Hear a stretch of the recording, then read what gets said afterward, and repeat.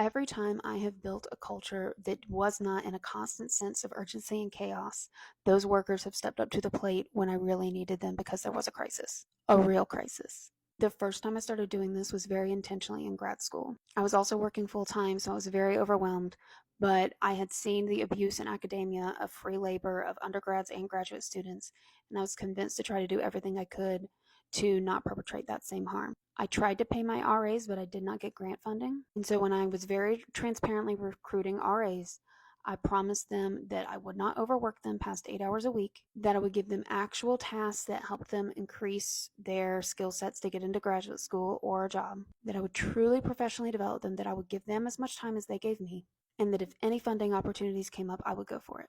And the funding opportunities never did, but that's why I'm self-publishing my book, because if there's any profit, which is a long shot, I'm going to give it back to those people.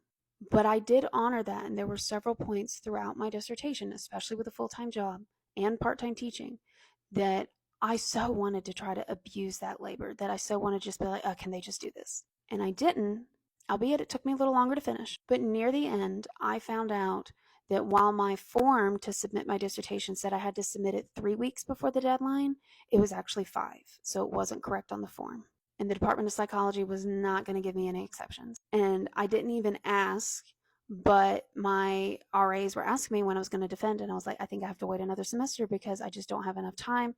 I have to pretty much submit tomorrow. And all of them volunteered extra time to help get me across the finish line for the next day. These were unpaid workers, but we had built a relationship. They genuinely wanted to see me succeed, and they knew it was an actual crisis for our work. And since I hadn't made everything a crisis, it went a much longer way. And it touched me so deeply, and it's how I've approached work ever since. So that's another thing you need to think about when you're like, well, I ran the numbers and I saved money doing this way. Did you run the numbers of how much better work is going to go when people don't hate you? And to this day, I write letters of rec and do recommendation calls for those over the 2 years, 15 people who supported getting this work done. Couldn't have done it without them.